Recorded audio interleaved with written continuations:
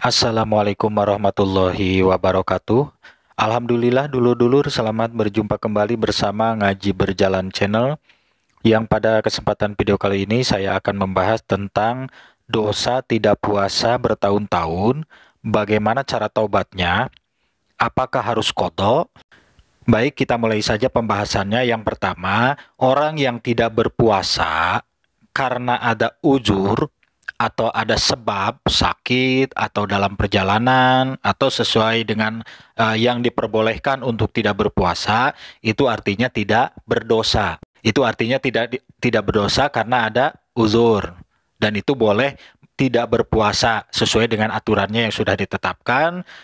Tapi itu wajib mengqadha setelah beres puasa Ramadan.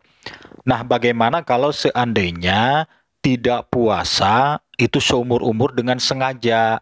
Nah, itu sudah jelas judulnya saja disengaja, berarti kan berdosa. Apalagi seumur-umur, ini sangat luar biasa dosanya. Apalagi kalau kita merujuk ke sabda Nabi Muhammad SAW, itu sangat berat lah, gitu kan. Saya tidak mau menyebutkan dalilnya atau hadisnya, takut menjadi polemik. Tapi itu intinya adalah dosa yang sangat besar, gitu aja lah ya, supaya kita enak menyikapinya. Dan yang sudah terlanjur tidak puasa bertahun-tahun ini, nah dari saat ini kita perbaiki dengan cara bertobat kepada Allah, gitu kan. Nah, bagaimana tobatnya? Apakah harus diqadha itu yang sudah ketinggalan bertahun-tahun itu? Nah, dalam masalah tobat ini, tobat dari tidak puasa ini, ada beberapa pendapat. Ada yang menyebutkan harus bertobat dan harus qadha.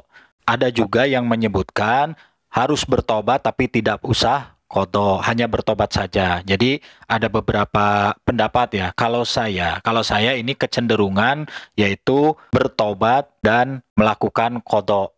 Itu saya ya. Misalnya kalau misalnya yang lain misalnya hanya berpikir untuk bertobat saja, ya monggo silahkan, karena ada pendapat seperti itu, gitu kan.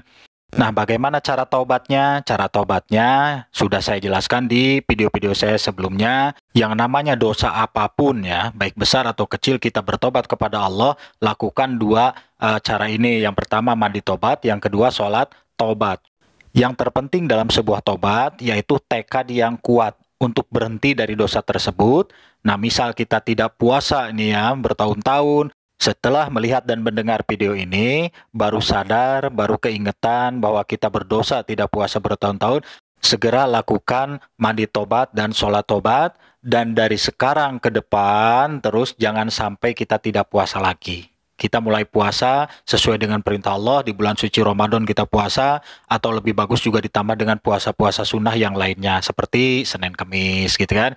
Nah, kalau soal kodonya, apabila kita mau ngikuti pendapat yang bertobat plus kodo, ya berarti kita mengkodo, gitu kan. Jadi yang sudah-sudah, yang tertinggal, nah itu dibayar satu-satu dengan cara puasa kodo. Nah, mudah-mudahan video singkat saya ini bisa bermanfaat untuk kita semua, sekedar sharing, mengingatkan lah, gitu kan. Mudah-mudahan kita bisa terhindar dari dosa-dosa tersebut, dan kita bisa lebih fokus lagi berpuasa sesuai dengan perintah Allah Subhanahu wa Ta'ala. Terima kasih, silahkan di like, komen, dan subscribe, dan di share videonya, siapa tahu bermanfaat juga untuk orang lain. Terima kasih, wabillahi taufik wal hidayah. Wassalamualaikum warahmatullahi wabarakatuh.